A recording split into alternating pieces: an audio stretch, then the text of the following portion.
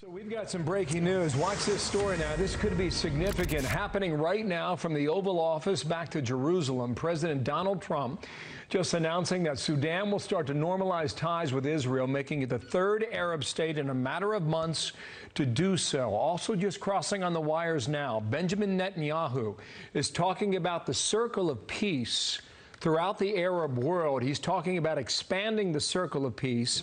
The president weighing in, apparently talking about some of this coming together within months. President Trump announced it at the White House with the leaders of both countries on the phone. He claimed that still more Arab states will join in. We will have them, along with some other countries that you will be hearing about coming, probably simultaneously. And then ultimately, we're going to have a big reunion at the end where everybody's here and everybody's going to be signed.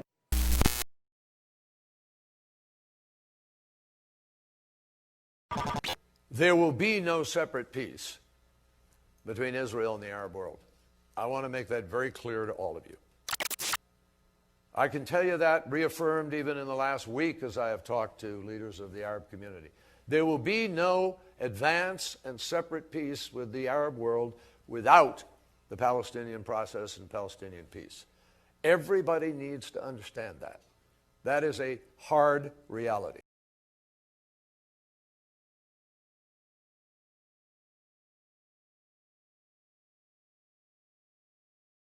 The Mueller investigation is consuming Washington. In the Middle East, many are watching for what the Trump administration is going to say about Jerusalem. Today, President Trump is set to announce that the United States now recognizes Jerusalem as the capital of Israel. This is not an America-first foreign policy gesture. This is a Trump-first move, a move that is predicated on a crass political calculation and a crass political campaign trail promise. After more than 2 decades of waivers, we are no closer to a lasting peace agreement between Israel and the Palestinians. It would be folly to assume that repeating the exact same formula would now produce a different or better result. Therefore, I have determined that it is time to officially recognize Jerusalem as the capital of Israel. What do you think this then does to whatever we now call the peace process? There's no more peace process. The peace process has been dead for a while. Negotiation has not produce any effect on the ground. And basically, this is the bullet in the heart of the peace process and the two-state solution. It's over. This is a long overdue step to advance the peace process and to work towards a lasting agreement.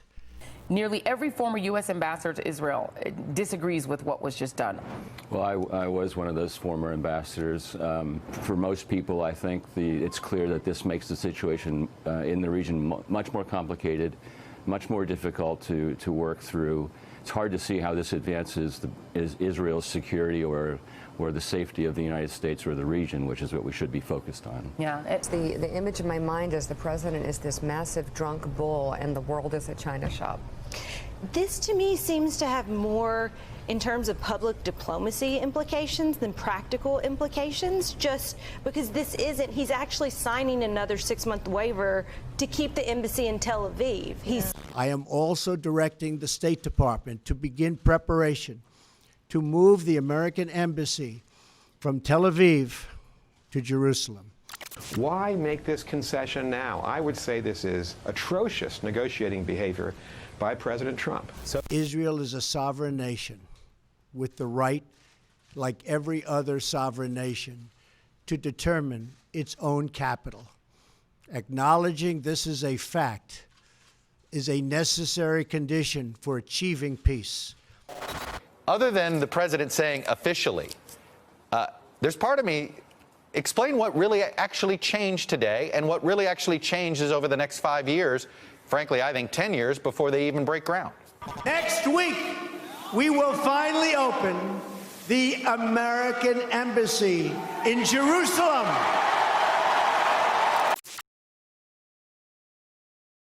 Any minute, President Trump will head to a rally in the Garden State, New Jersey, as his defense team rests its case in the impeachment trial. And after, the president unveiled his version of a Mideast peace plan with Israeli Prime Minister Benjamin Netanyahu. This was a photo op. This was something that the president can trot out as, perhaps a campaign ad down the line, because they don't really observe, traditional rules. So, yeah, there was no substance to this. I think it is a photo op. I guess President Trump thinks it helps him domestically. Though I don't know, if you look at the Middle East, all the great promises, getting out of the Iran deal was going to set back Iran, killing Soleimani was going to, there wasn't going to be any retribution against Americans. I mean, I think a lot of stuff is falling apart there due to his policies, obviously.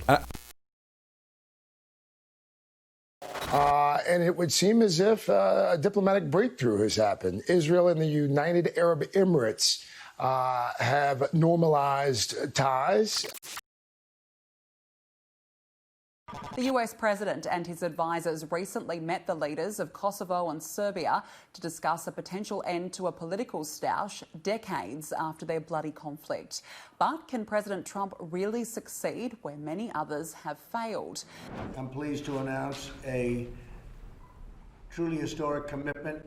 Serbia and Kosovo have each committed to economic normalization. We've also made additional progress on reaching peace in the Middle East. I will say that Kosovo and Israel have agreed to normalization of ties and the establishment of diplomatic relations. Serbia is committed to opening a commercial office in Jerusalem this month and to move its embassy to Jerusalem in July. That's fantastic. That's a big thing. That's a very big statement, and we appreciate that very much. I look forward to seeing Serbia and Kosovo prosper as we work together on economic cooperation in the region. President Trump set to pull thousands more troops from Iraq and Afghanistan, cutting the troop presence in both those countries to about in half, down to 3,000 troops in Iraq and in Afghanistan down to 4,500, as the president pushes to make good on his campaign promise to break the cycle of endless wars. This, as President Trump has been nominated for the 2021 Nobel Peace Prize, again, just weeks after helping to broker peace between Israel and the UAE, and days after Serbia and Kosovo signed an economic normalization agreement in an Oval Office ceremony.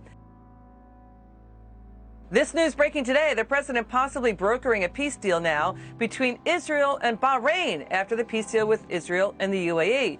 In the spirit of peace and cooperation, both leaders also agreed that Bahrain will fully normalize its diplomatic relations with Israel. They will exchange embassies and ambassadors, begin direct flights between their countries, and launch cooperation initiatives across a broad range of sectors, including health, business, technology, education, security, and agriculture. Go to the White House now, where President Trump will hold a ceremony today to sign a new peace deal normalizing relations between Israel and two Arab states, Bahrain and the United Arab Emirates. We're here this afternoon to change the course of history. After decades of division and conflict, we mark the dawn of a new Middle East.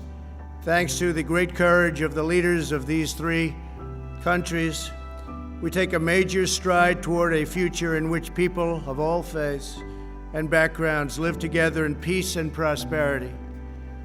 In a few moments, these visionary leaders will sign the first two peace deals between Israel and the Arab state in more than a quarter century. In Israel's entire history, there have previously been only two such agreements. Now we have achieved two in a single month, and there are more to follow.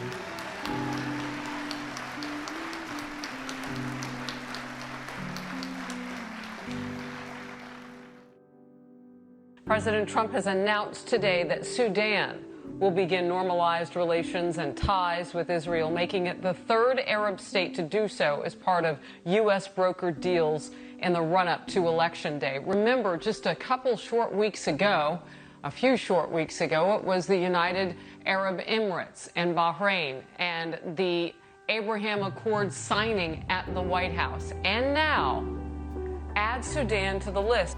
As a candidate for president, I loudly pledged a new approach.